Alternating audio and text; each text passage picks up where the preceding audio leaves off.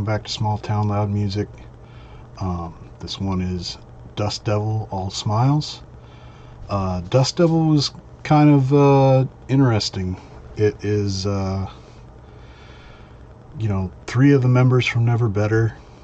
I remember when it was getting started, it was actually a different lineup. It was Mike from Never Better, who got a hold of me and said, hey, I've got this project going, everything's all set, but we really need a vocalist, and I know that you can do it. So I had moved back from Reno to Myrtle Creek. I think it had been a year or two, and then it was right back to Reno. And so that was kind of an interesting deal too, because I was bringing songs in that had previously been Mortheo songs or whatever, but it was really kind of Mike who was orchestrating all this. And Mike specifically wanted me to do just vocals and not have a guitar as well, which immediately was jarring for me, because I've got this thing where I feel like a vocalist kind of just gets lucky as to whether they have a singing voice or not, whereas it actually takes some skill and some effort and, some willpower to play an instrument or write music, things like that.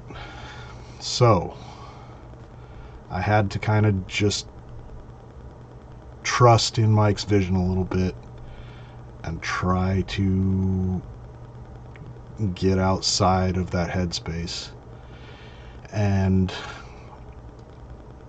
definitely at the end of Mortheo, Mike from Mortheo, not Mike from Dust Devil, had gotten good enough at bass, independent enough that we could trust him to just run the bass line if we needed to do leads and things like that. And so when I came over to Dust Devil, part of what Mike was doing was setting it up so that the bass player did their fucking job. That's the best way I could think of to describe it. Like, a lot of the times it was like the bass and two guitars are all following the same part in Never Better or Mortheo. And in this case, it was like, if we need leads, bass doubles up as rhythm. Like, the bass just takes that part. And that's been my go-to ever since. Like, once I got used to the idea, that's how it went. And like I said, there was that original iteration that went through like several name changes, and then it ended up being me and Mike and Ben from Never Better, and then we brought on one of Mike's friends as a drummer, and he was really fucking good. And so that was just how things ran from then. And when we got Ben on there, it was kind of like, he's a guitarist, but anybody who's a guitarist is probably going to be as good a bass player, if not maybe a better bass player, than somebody who just came straight into bass. A lot of times, the guy who played bass was like, and I don't mean anything like these people aren't talented that I've worked with that have played bass. Honestly, one of the people that I think is the best musician that I've worked with, or among the best musicians that I've worked with, came in as a bass player to one of my bands. But anyway, getting off track. We brought him in because we knew he could do it, and we kind of were just like, hey man, like, I know that you're a guitarist, you're a songwriter, like, you've got your own ambitions, but are you willing to just dumb it down and play some bass? And he kind of was like, well, fuck it, I'll do that, and then I'll just do my own shit as well. And that ended up being a great combination. Like, I I think some of the stuff that we did in Dust Devil is some of the best stuff I've ever been a part of. And it was nice because the folks in Reno who, you know, like we said before, Never Better didn't play a whole lot of shows. Dust Devil, on the other hand, like, there got to be a point where we were playing a lot. And our buddies finally were old enough that they could get into these places, or were old enough that some of these places would kind of look the other way as long as we weren't causing trouble. So yeah, have a listen.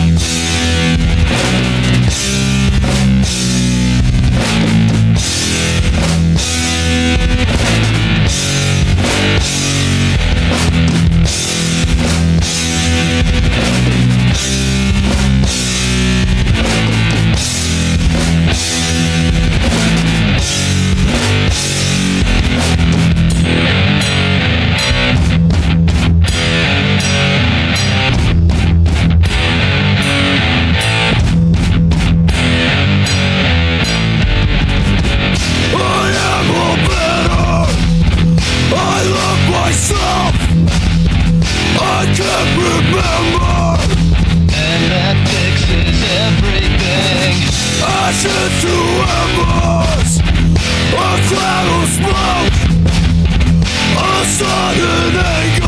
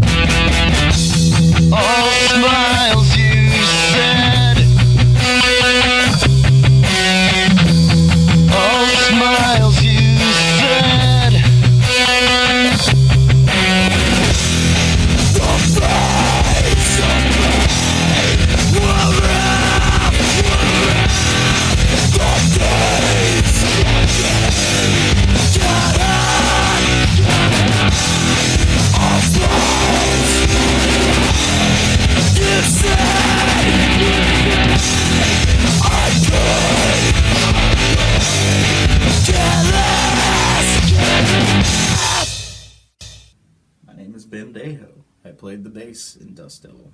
My name is Zer0 Butcher, and I was the vocalist in Dust Devil.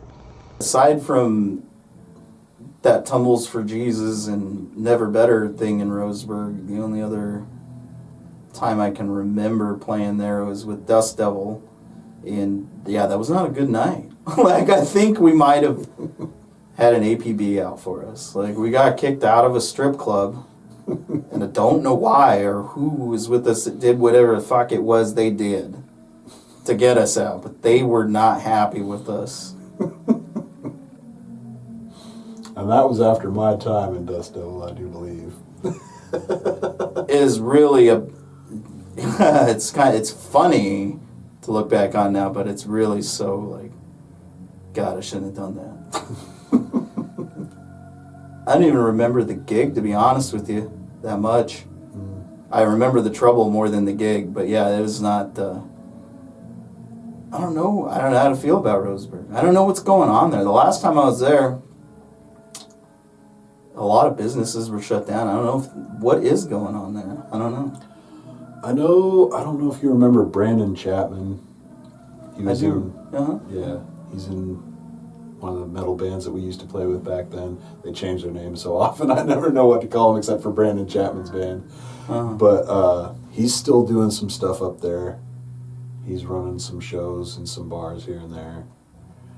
And Myrtle Creek has Rivera Fest, I guess, which is a big festival that they have. I haven't been out to it, but I hear like all the people that were around for, you know, the old music that was going on when we were there are like, no, this is a good fucking show to go to. Like, they plan on it. Yeah, so definitely a different thing than the Myrtle Creek scene, and definitely just different shit that we were going through at that point in time.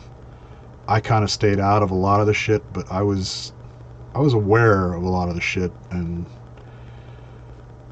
that incident was not the only incident of shit just being completely crazy. Like, looking back on some of the stuff, like, I won't even discuss it publicly, but yeah.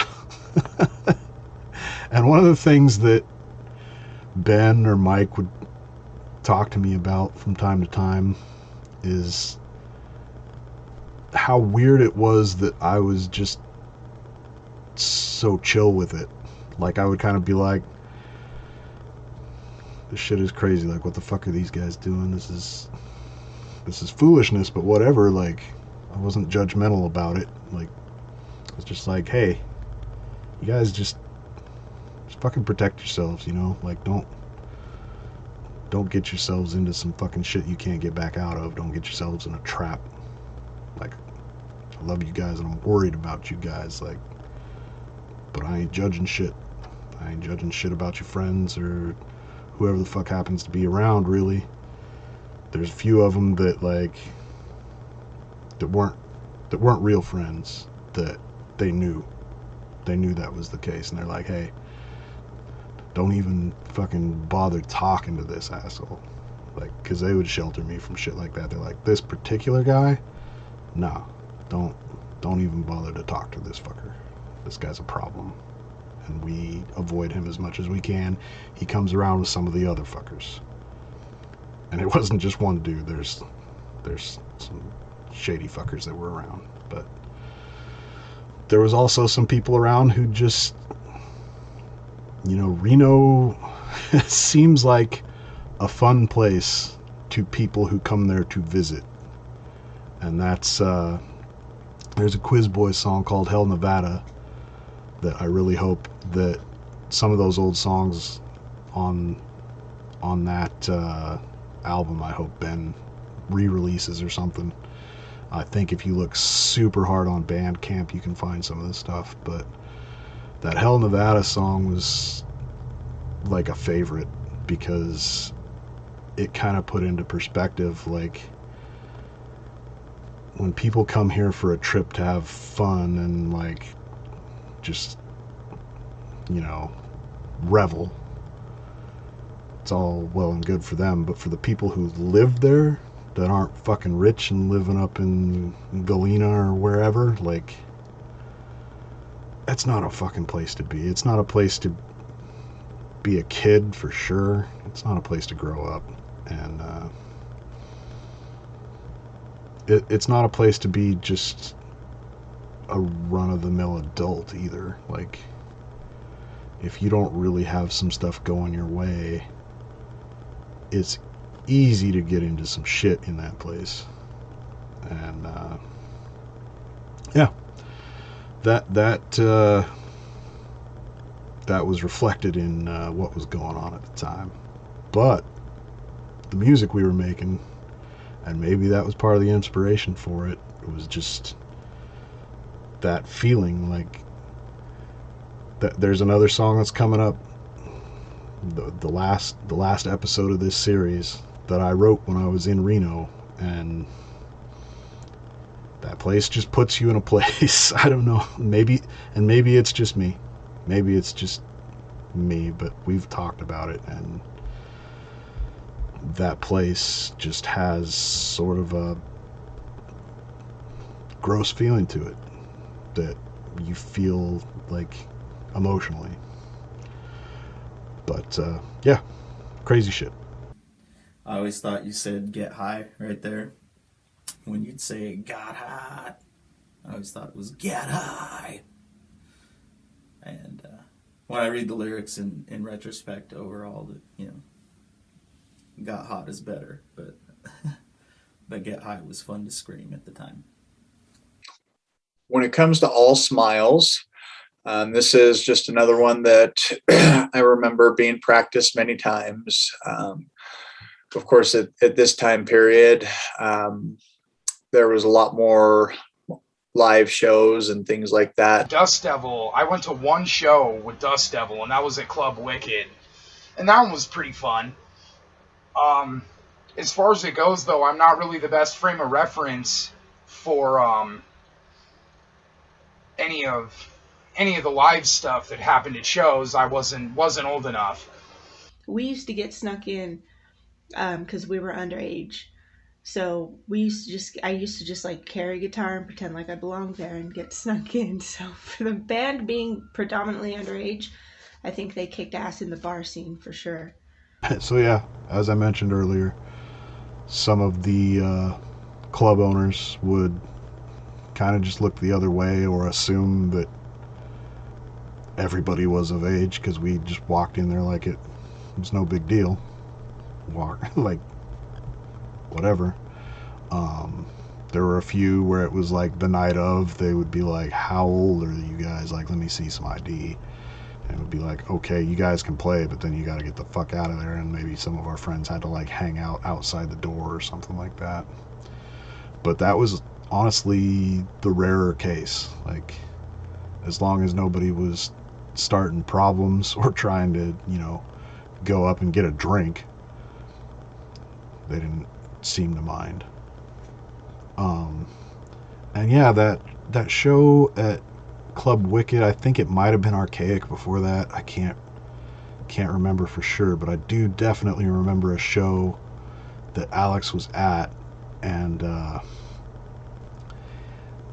small mosh pit started or whatever, and Alex got checked into the stage so hard that it rattled the whole fucking stage. And I remember, like, right as I went to say, like, help him up, our other friend Rick had already picked him up and got him back on his feet. And so, like, he just immediately was right back in it like nothing ever happened. And I was like, Jesus Christ, that was a fucking solid hit. And I was just shocked that he was just right back up and running. It was pretty amazing, honestly. How was it doing bookings for Dust Devil while also being in the band? It was a pretty cool experience. I think that band was the band that I learned the most about, like, the business side of things. Probably at that time was probably the best network of other musicians and promoters and venues and places to get. That was probably the most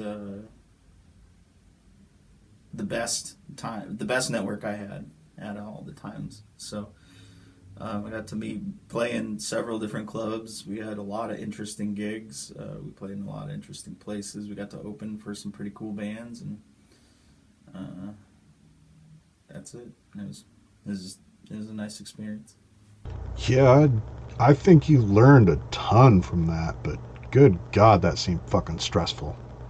Like, I remember me and Mike for sure were like, thank God that Ben is on this, because, like, if you can avoid that stress, like, you want to. And, like, I feel shitty that, like, you were kind of the guy that got saddled with it, but that we didn't know who the fuck to talk to, and Mike wasn't old enough to really go talk to those people anyway. Like, it was probably like our best chance at representation was you, so I'm glad you stepped up and took that on.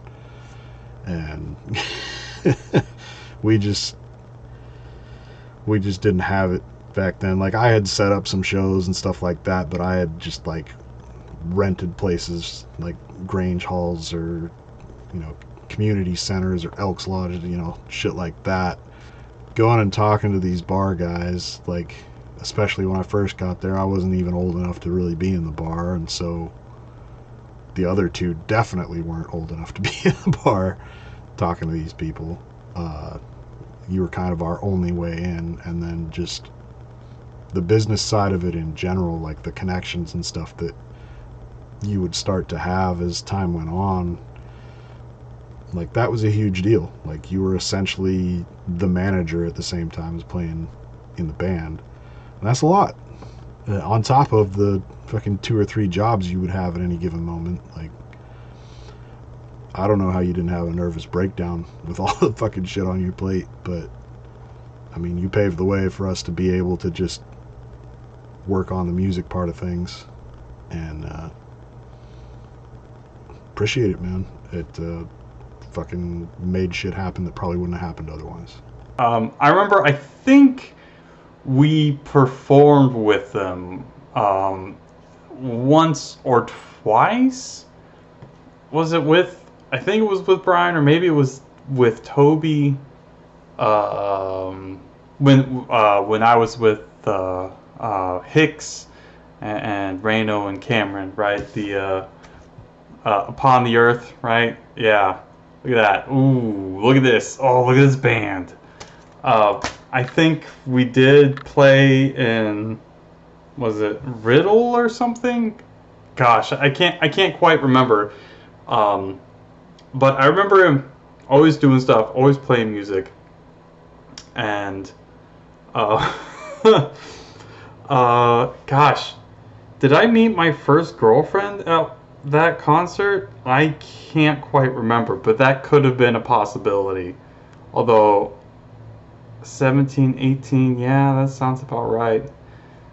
Maybe, yeah, it might have been like one time I went to a concert, and I can't remember, was it Mortheo, was it one of Toby's other bands, or was it someone else? Anyways, and I think maybe I met my first girlfriend there, but that was, who knows, right? This is 18 years ago. This is a very long time for me. I have a very poor memory. But yeah, I obviously, I'm pretty sure, almost 100% sure, I did play with them, or in the same venue, I should say, with Brian, with Mortheo, and at some point, right, in Upon the Earth. But I could be wrong about that, but it's so hard to know, because everyone was kind of like, everyone knew each other, right, in the area. Again, Myrtle Creek is a very small town, so everyone knew each other and liked each other and that kind of thing. So it's like, oh, wow, you like metal, I like you, you know, that kind of thing. So that was really cool. So yeah, I could see why your memory would think that was a Mortheo show, but let me set up the timeline here. So Never Better happens, Never Better finishes in Reno. I come back to Myrtle Creek. At this point, Toby is in Paranos. Paranos has been playing, and we did do like a single show thing with like a super weird version of Mortheo.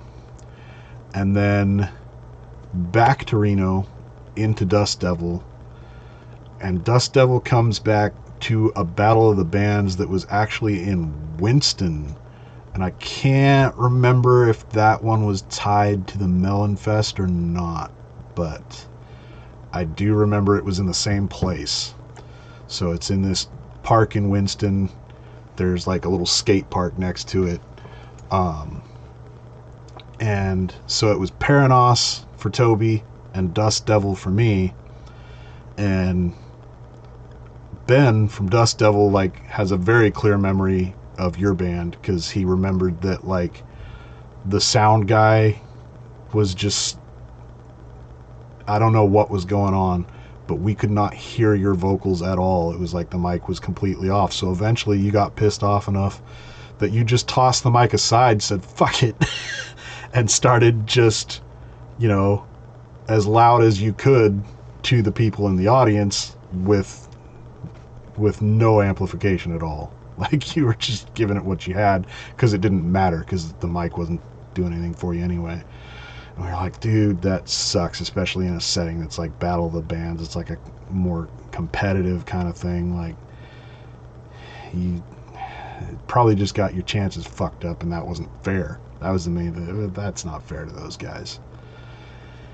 But yeah, so me and Toby were both there, but we were not in the same band at that time. But I remember it was a really good time getting to see everybody, and, you know, bringing the Reno folks to get to meet people. Like Ben and Mike had already met them, but the drummer hadn't met these folks. And then there were folks like you that even Ben and Mike hadn't met yet that they got introduced to, and we just got to bullshit with some folks. I remember Brandon Chapman was there. I think he was involved in setting it up. And yeah, it was a good time. Didn't win shit.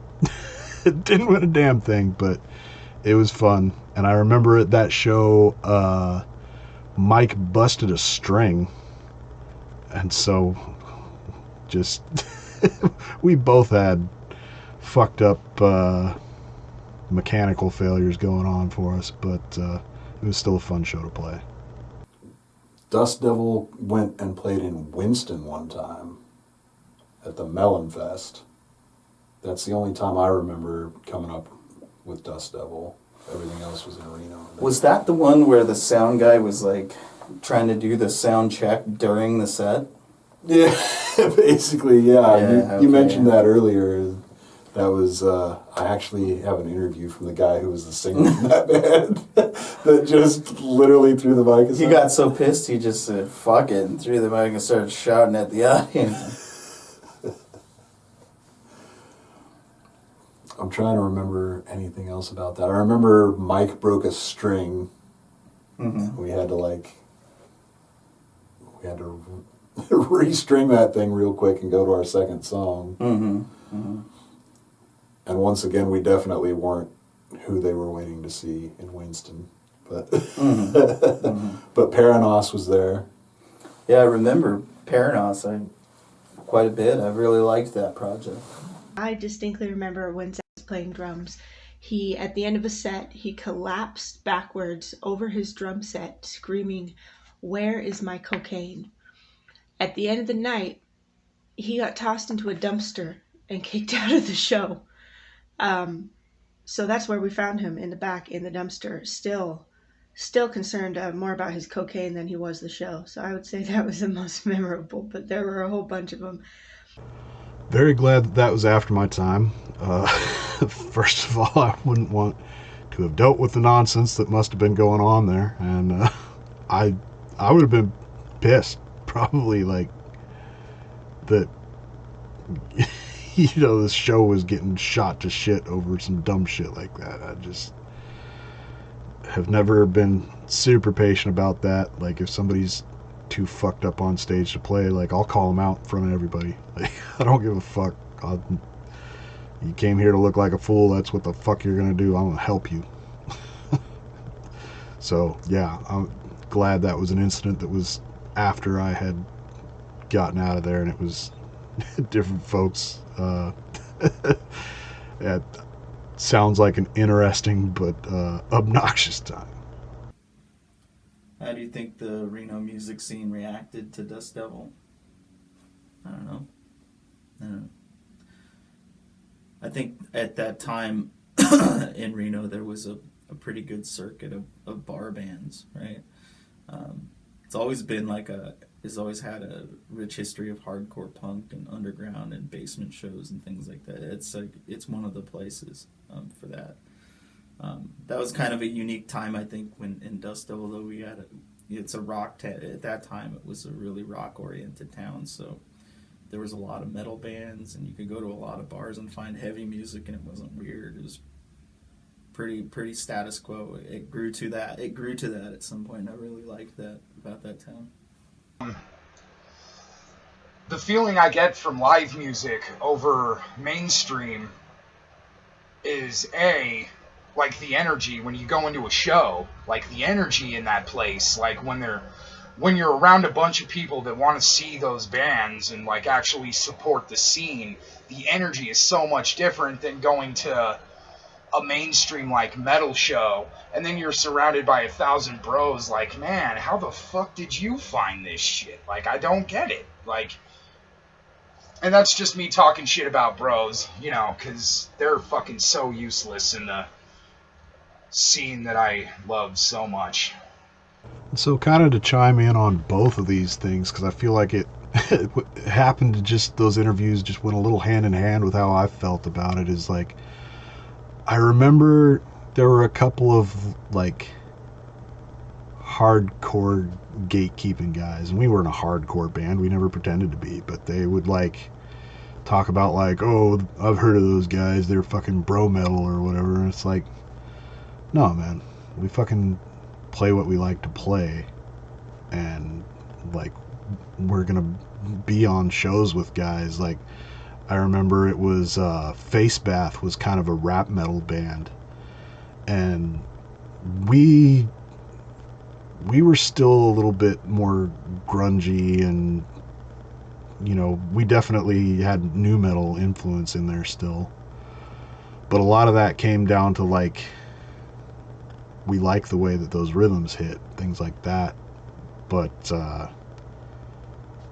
it was never gonna be like the cool guy rock or whatever. Like, it wasn't that. So when people would talk that shit, I'd be like, fuck you. And Mike was onto something, I think, and I kind of implemented it into later bands that I was in, is that you keep one or two songs hanging around to basically tell those kind of fuckers to shove it up their ass.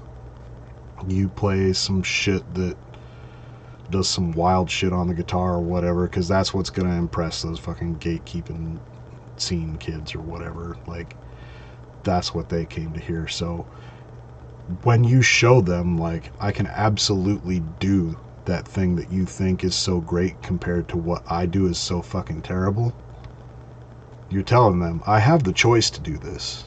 I'm capable of doing this. I choose to play this sort of music that I like and to express what I think,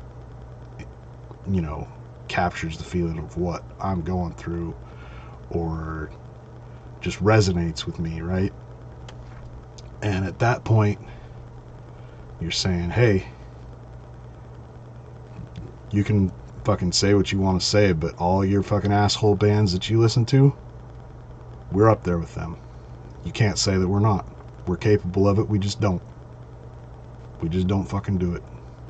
We do it for 2 songs. 2 fucking songs. Just to shut your fucking mouth for you.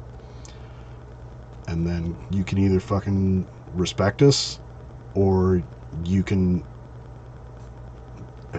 admit that that's exactly what the fuck you're doing, is you're saying, like, your guys are better for no fucking reason at all. Like, you don't have a leg to stand on anymore to say that we don't have talent. You can't say, oh, those guys just fucking suck, they don't know how to play anything else, that's why they play that. No. some of the shit that Mike was writing, like, I keep my shit simple. Let's be clear. It is never me who is the one who's flexing the muscles like that guitar wise. But definitely have worked with other people who are capable, you know, then and moving forward, that it's like, hey, it's a good fucking idea. It's a good idea. And okay, guitar shop guy, talk your shit now. You got nothing left to say. But to be clear, I went on a bit of a rant there. I think Reno overall loved Dust Devil. Like, the people who were in the bar scene anyway, which is most of where we were playing, that was where there was a spot available to play. They were into it. People who came to just listen to some music, and, you know, they liked hard rock music, they were about it. They were like, you guys are actually pretty fucking good. Like, I remember a lot of people said that they would kind of assume, you know, when they go to a local show that it's going to suck. And then we would show up, and there were honestly some pretty good bands that we were on stage with. Like I mentioned Face Bath, but there was, God, I'm trying to remember. We never did get to play on stage with Corrupt, but Corrupt was around in that time. I really fucking liked those guys. And, God, I wish I could remember some of the other local bands that were there at the time. But I remember there was 4 or 5 really fucking good bands that we would play with on a pretty regular basis. I honestly, I was shocked too when we would get somebody that wasn't like hardcore blast beats, you know, shit like that, because like that was kind of what was acceptable previous to us being around, and not that we were the pioneers. Like, it was just that we happened to get there at the right time when there had been a couple other bands locally that had opened those doors up. So we were lucky enough to just have good timing, is what that came down to. But it was nice to have been there when we were there, because previous to that it was like still the hardcore stuff and then a bunch of ska bands. And I remember, you know, during the Never Better days, we were like, oh man, these ska bands out of Reno, like being frustrated about it. And then like years later being like, you know, I kind of miss those ska bands that used to be around. Like, what the fuck ever happened to those guys? I could stand to hear some of that right now, even. Like, please bring those guys back instead of these fucking tough guys. I remember that was another thing too, as far as that scene that surprised people about me specifically, was there's a big straight edge scene.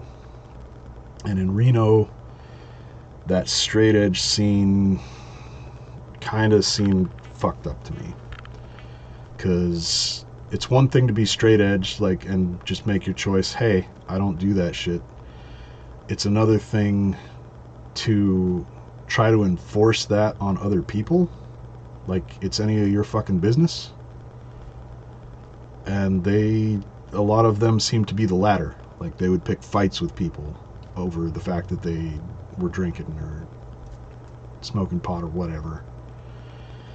And I remember, you know, me being sober and being around a lot of these folks, they were just shocked that I didn't have an attitude about what they were doing, because that's what they were used to from straight edge people. And I never claimed that title for myself. I never was, in my mind, a straight edger, because that just seemed like, again, people not minding their own fucking business and trying to force people, you know, just like other situations. It's like, no, you don't get to tell other people how to live their fucking life. And so it's not as if we were ever at these straight edge shows. So I never came into the conflict, but I would hear about, like, one of the other bands that we would share stages with came across this straight edge band, and there was some sort of a conflict, and it was like, fucking why? How's it your business? And so I was glad that we were never in that situation, but I just remember people being taken aback that I was so calm about what they were doing. Just indifferent. I don't think they were used to that. But when it comes to local music versus mainstream music, very clearly local music, and especially being a part of it as a teenager instead of not in a band, but knowing the people who were playing music and being involved in that was very significant, because it kind of gives you that experience that you'll never get with mainstream music of, being in bars when you're 16 because you know the band, or just overall having a good time and enjoying it and seeing your friends be able to do that thing that they love and that they work so hard for. As I mentioned for every song, is I do remember it being practiced, and those practices were long and there was a lot of effort put into that. And not that large bands don't practice, but to be able to see that and be a part of it and have experienced that at a young age was very meaningful. And it still brings an appreciation to music that I have as an adult. And even the music now where I live, which is in Idaho, far away from Reno, and meeting people in bands here and just being able to kind of talk about that, it's still a very exciting thing. And that's what comes from local music in a lot of ways, is being able to relate to the local scene. And I know that there's lots of big time musicians that came from local scenes, and they still will go to those shows and show their appreciation for that. And I think that that's going to be a lifelong appreciation that you get from being a part of a local music scene, as opposed to only enjoying mainstream music. Yeah, and that's actually a really good point that I kind of hadn't thought about before. Is I think a lot of it, for some of you guys that were like, and like not just Dust Devil, but like any of the bands that I've been in, like the folks who were close and got to like show up to see the actual work that got put into it beforehand have a little bit of a different perspective than the average person who shows up to the show and thinks that we just got up there on the spot and magically could do this shit, like. And so like you've seen the work and you've seen what had to happen for this to go down, or at least a part of it, so yeah, that's an interesting perspective that is kind of like in between the folks that are actually in the band and the folks who know nothing about it.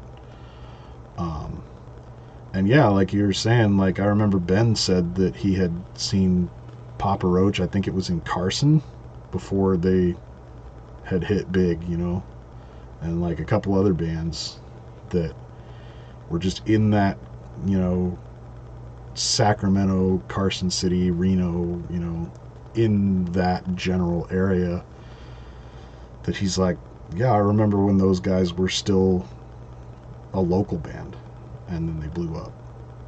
And I remember there being like kind of an attitude too about like Sacramento being the place, because that's where Deftones came from, and it was like they just happened to be in Sacramento. It's not, I don't know that it was that Sacramento itself was so nurturing to them. Like, I don't know, maybe I don't claim to know about Sacramento, but I would be interested to see what Idaho has to offer as far as bands, because it seems like a lot of, this whole thing is about folks in small towns that like do the stuff, and that's what they have, and Idaho seems like there would be a lot of that.